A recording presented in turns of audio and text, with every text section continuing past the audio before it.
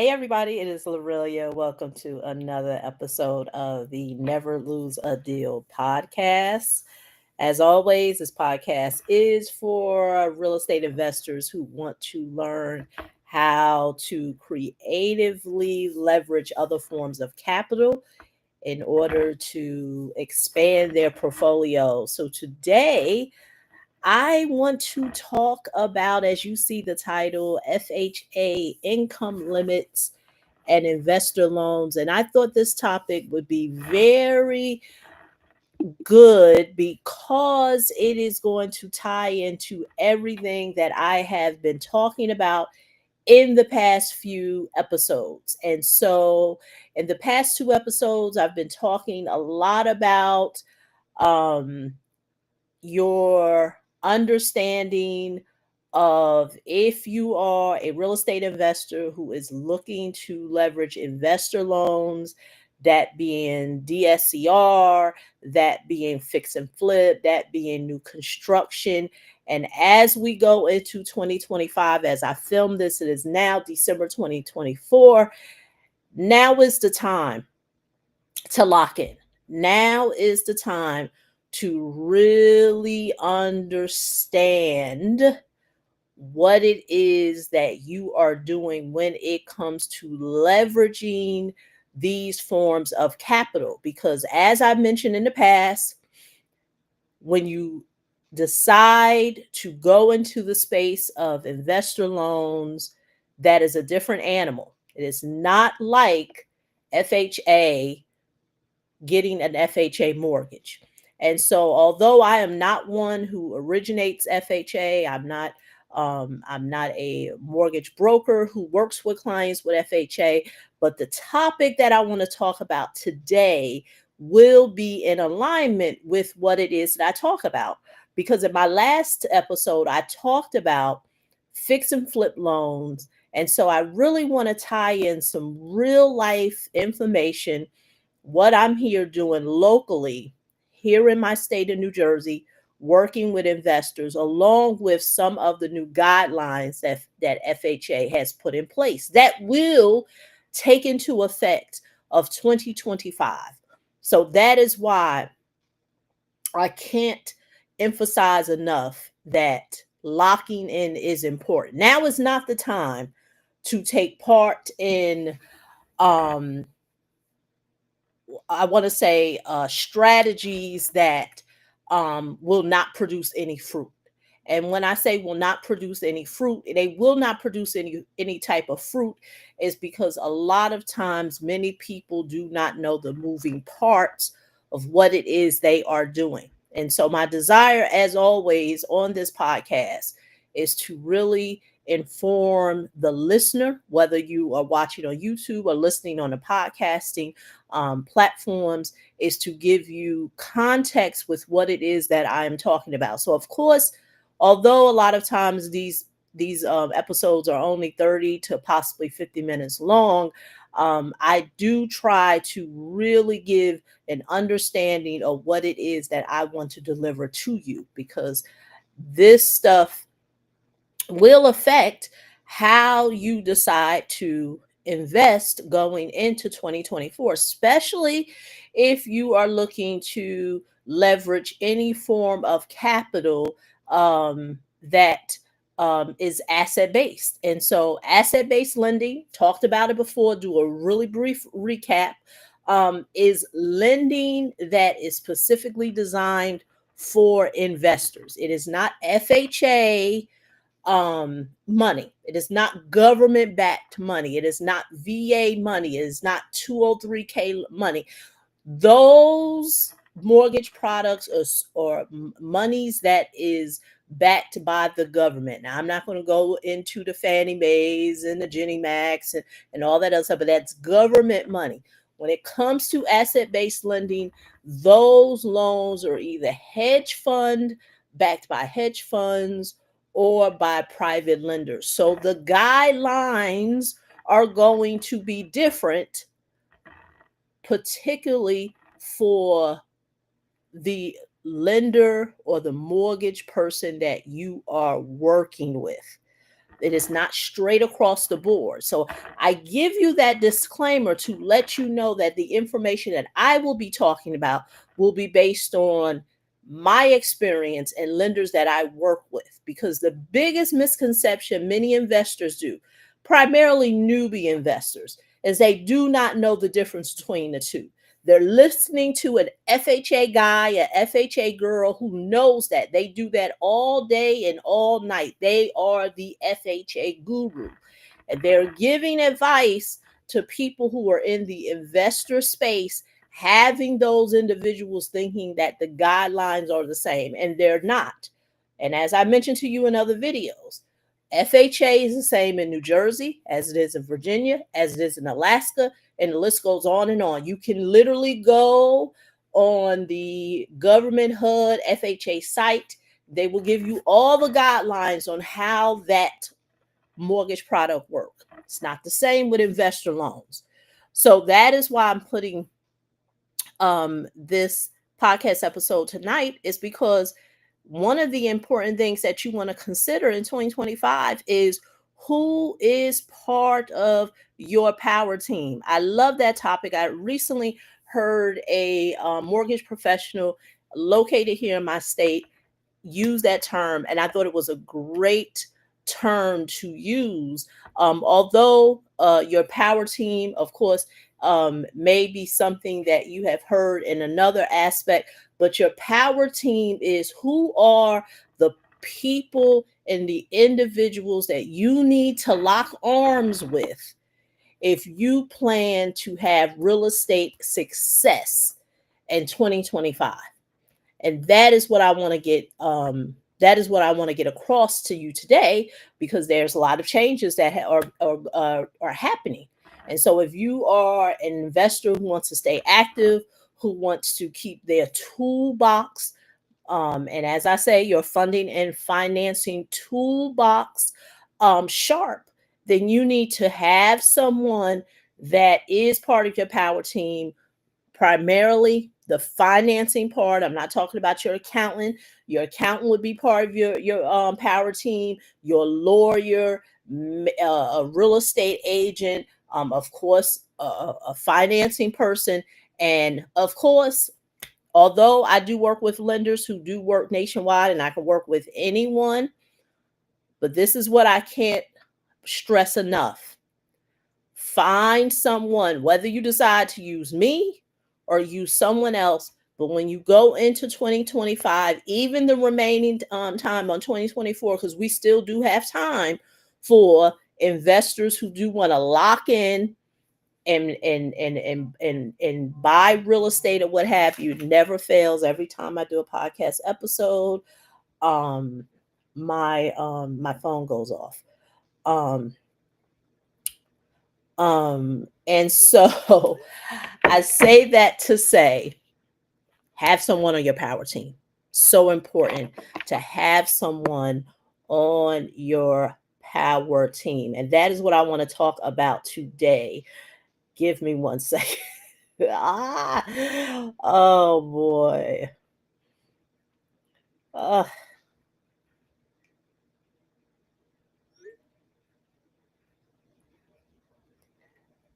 So let's get into it. So I was reading an article on bigger pockets.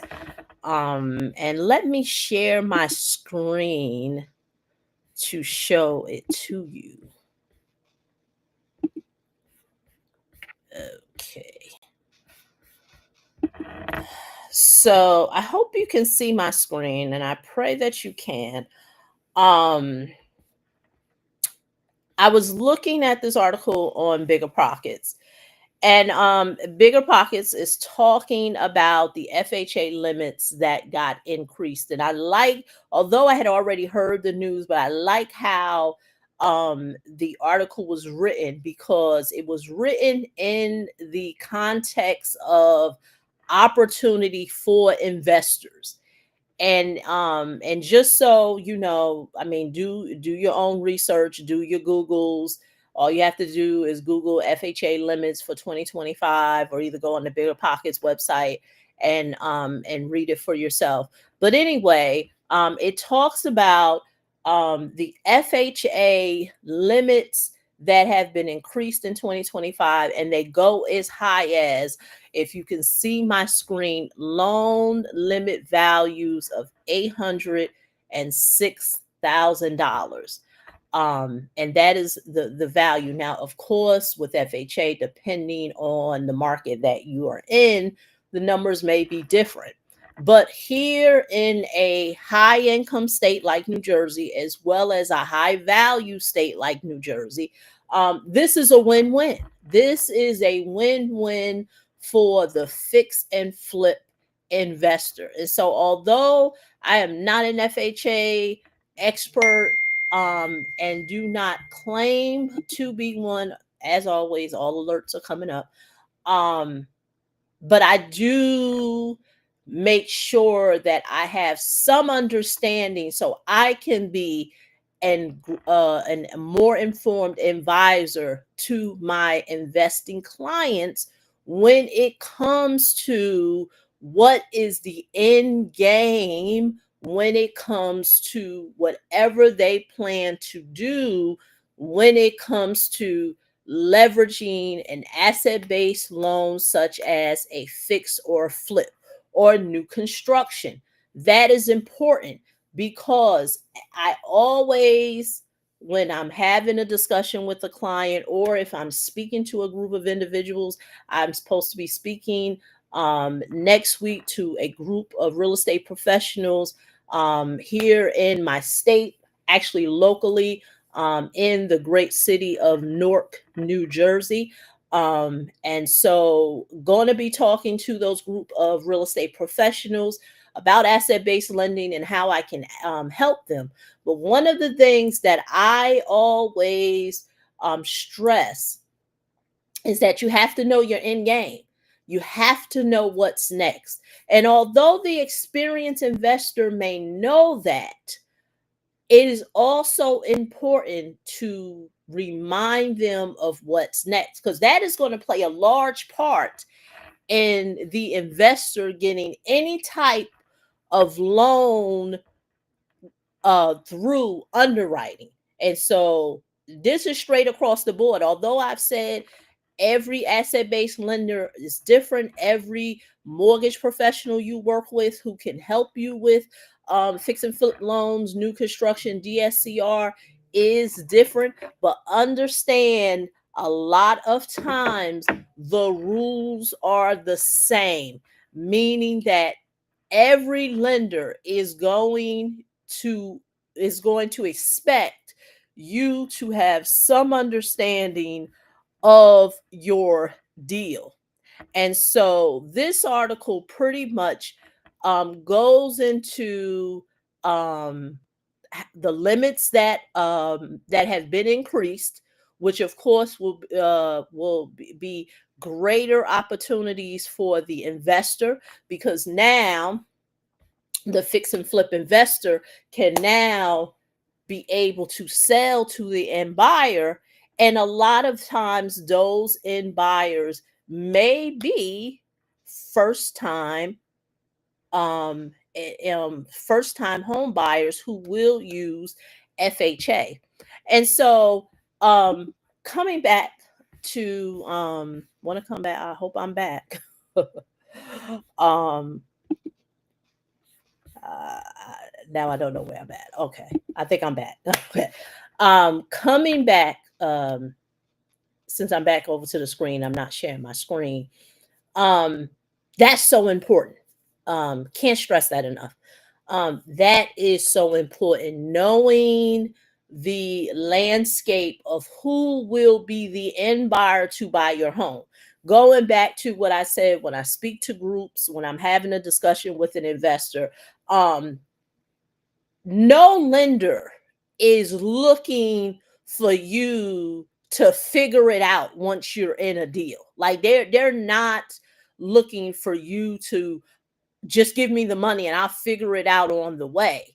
So you need to know, that is why it's so important to be an informed investor, because depending on who you are listening to, um individuals will have you thinking that People aren't buying. Investors are home buyers are waiting for interest rates to go down. And don't get me wrong, that all has its place. That has its place. But there are individuals who are always going to buy. And imagine if you are an investor who can be a more informed investor. Um and with being an informed investor, you'll make sure that you're working with a real estate agent where you two will be on the same page, that can now be a selling point to the new home buyer.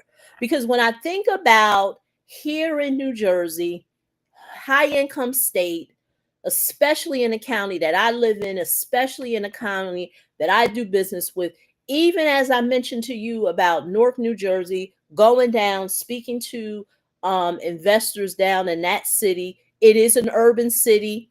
Demographics are a little different than, of course, where I reside, but understand with the proximity to New York City, and that's with any state. Whenever there is a metropolitan main city in a state, a lot of times those surrounding states or cities or communities are high income.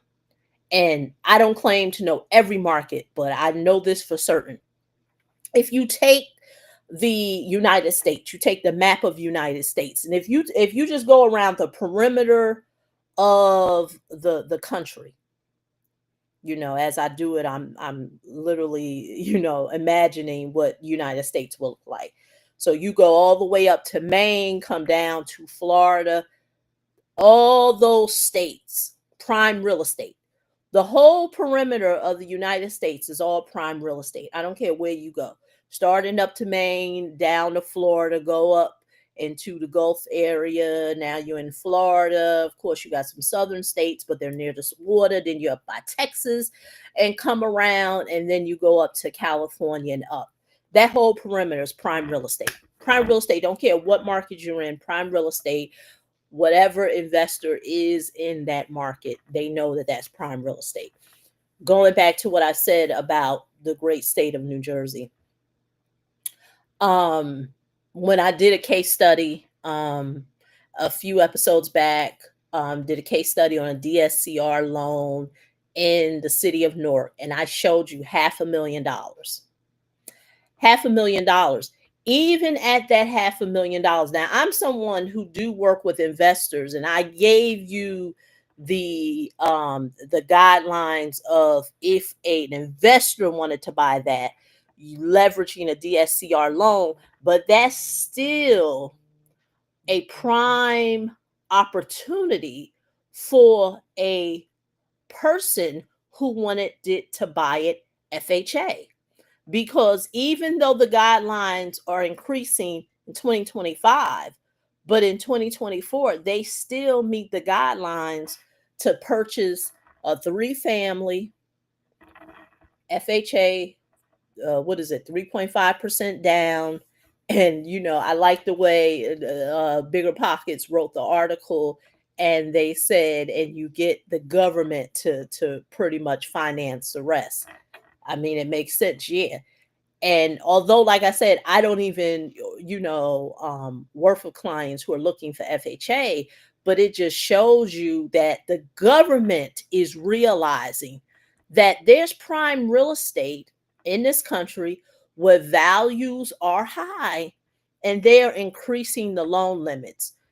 Now, why now you see why I'm doing a podcast episode on this topic, is to give you an idea of um 2025 is a time to lock in. Now more than ever. I do not know the age of those who are listening, but let me tell you this. If you're under the age of 40, 9 times out of 10, and this is what I know for certain, unless you were just exposed to it, the last real estate um uh debacle, or whatever you want to call it, meltdown, shutdown that happened. Many of those individuals, those under the 40 crowd, they just were not, probably was not in tune, like I said, unless they came from a background where they had family members or whatever who were real estate investors. But them themselves, just do the math on it, um they really don't have no exposure on what a market looks like in a down market. And so now is the time to be very careful of getting advice from individuals where they have not been through other economic cycles.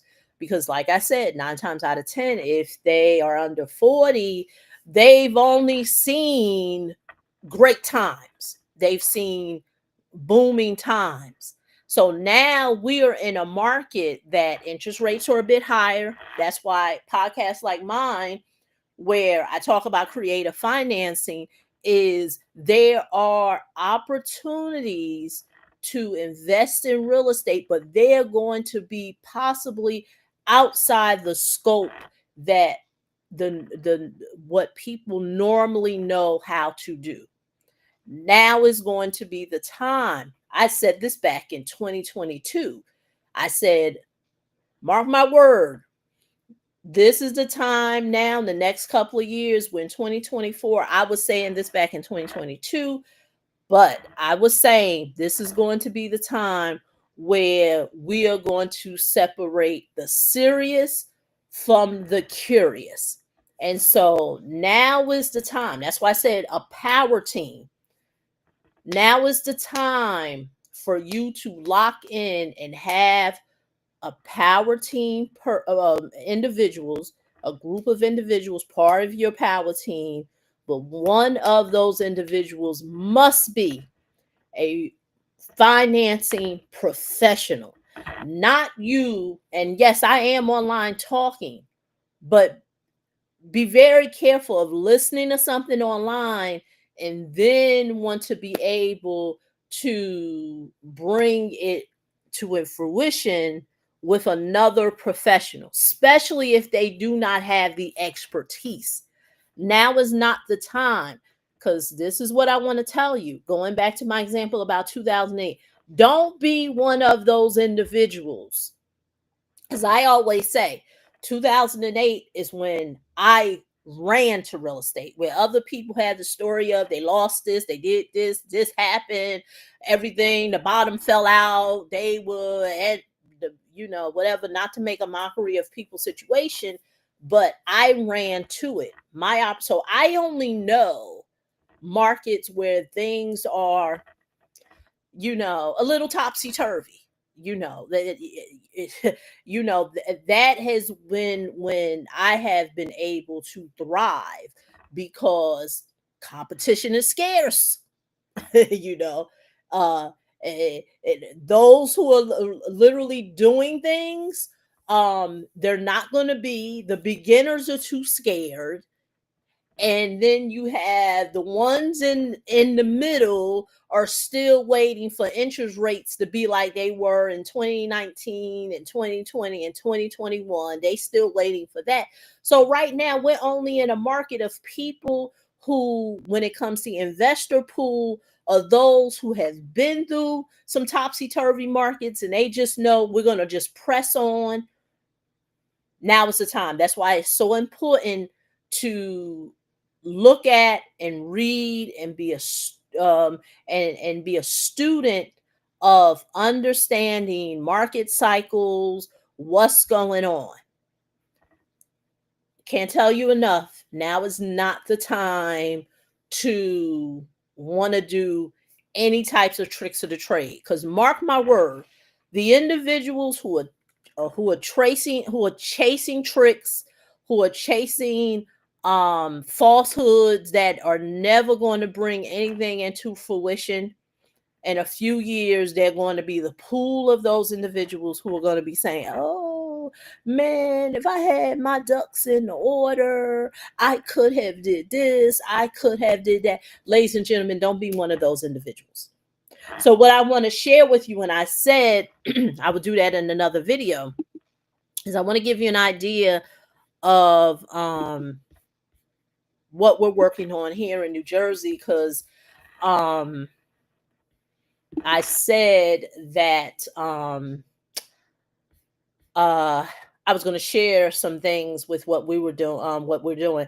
So myself and other investors and people that I work with. So we put our marketing started, I would say mid part of 2024. We put marketing systems in place so we can start to crank things up. And as we began to crank things up, um not only will I be helping investors on a financing side, but I will also be helping them on the acquisition side, because what I found is that we have, I do have a network of investors who have access to capital, in addition to the financing that they would need to be able to do investor deals. Because once again, you do need some money to do investor deals. Don't let the internet fool you into thinking you just need one credit card. But I digress. Like I said, this show is not for the person who wants to buy a house and also just get a credit card. This is someone who literally is looking to create a portfolio, build wealth, do something long term and long lasting. And they understand that it's a marathon, it's not a sprint. So, like I said, this is one of the fixer uppers. Very small home here in Somerset County. We put an offer on this home for over 300. This particular market, for single family homes, the investor who will buy this, of course, will increase the square footage. So what does that mean in the investing world? They'll add on to this little home. So they'll pop off the roof, build it out, maybe even knock it down, bring it down to the studs. At the end of the day, they're going to make this home into a massive home. And so understand, making it a massive home, they can, once everything is done, it can literally resell for, as I mentioned, um, high seven, in the eights, can even be at 900,000, depending on the bells and whistles and the expansion that they want to do. So, house needs a lot of work. Like I said, it is a fix and flip. So these are not pretty homes that I'm showing you. So it's a hoarder house, and the family wants to sell it. As you can see, house needs a lot of work. So, this is an example of what it is that we hear, or should I say myself and other investors, but today you only see me on this podcast, but understand there's a group of us that all work together. But understand, this is what we're doing. So, with knowing this, we know the market, and that is so important. You got to know your market. You got to know what you can acquire real estate for. You got to know what you could get financing for, and then you got to know what the end game is. Who is your end buyer? And that is going to be so important in the next couple of years. I can't stress this enough. I had a conversation with a realtor on Friday, who wants to get into the fix and flip space. And what a lot of people, and this is no shade, people assume that just because individuals have the title of I'm a real estate agent or I'm a realtor or whatever, that they know the investor space. And that is the furthest thing from the truth. There are, and I talked about that in the my last podcast episode. Yes, there are realtors or real estate agents that are investors too, that wear the investor hat, and they understand all the intricacies of making the transition to agent to investor, or as I say, or you can be a person who wants to be an investor and can guide you. But a lot of them do not have that expertise. And so this particular agent was very humble and didn't have the expertise. This is something they desire. They want to be able to do fix and flips, but they don't know how to acquire the financing. And so one of the biggest, and I tell this to anyone, um, one of the biggest hurdles new investors have who want to be able to emerge over to the fix and flip space, and get the financing. One of the biggest things that smell newbie to a mortgage professional, which is why a lot of times I talk to people and they're like, I can't seem to get any information. That they won't sit down with me. And I'm like, because that is not what mortgage professionals do. Maybe they'll have a conversation. You may meet one or two that may go, but they're not going to sit down with you and show you how to get a deal. That is something that you have to know you have to desire to learn how to do yourself. So going back to the agent, first thing that the person said was, what is the interest rates for the loan? That smells newbie. Said, see, that's FHA talk. And I said to her that. I said, see, and I shouldn't have said the gender, but I said that to the person. I said, let me share this with you. The investor world is totally different than the single family or primary home market. That's something that individuals who are looking to buy an investment property, possibly a primary home, would say, well, what's the interest rate? That's fine. But in the investor space, that doesn't play a part, because what plays a part is the actual asset. A new investor is not going to get the best terms. So you may see mortgage professionals, lenders advertise a teaser rate. And I may be telling all the secrets. They'll put a teaser rate. But understand, if you don't have no experience, you're not going to get that rate. Newsflash, I hate to tell you, they won't tell you. You're not going to get that rate because you don't have the experience. And so the reason how I know this, because a large part, now, once again, not speaking for what other professionals out there, but a lot of the lenders that I work with, they have a tiered system. So they'll say, if the person has did this or many fix or flips, this is the rate they can be, which is that best teaser rate, considering everything else is in place. And then if they did it, and so you are new, you have no experience, you did no deals, your 800 credit score is not going to assure that, one, you're going to get the financing, and then two, you're going to get that rate that they advertise, which is a teaser rate. I know no one is going to tell you that. See, that's FHA talk. That's that talk. That's primary talk, where interest rates are important. Don't get me wrong, interest rates play a part, but they also, because of course you need to know what you're going to be paying on the money, but you're just not going to get the best rate. So I say that to say, the person was a new agent, didn't know how the investor side worked, and I had to give them guidance on it. So if I can leave you with anything, FHA income limits are something that definitely, if you're an investor, you need to know, because now it can broaden your buying pool, especially when you are in high income markets. Of course, everything wants to ring now. So, with that being said, this is Lorelia.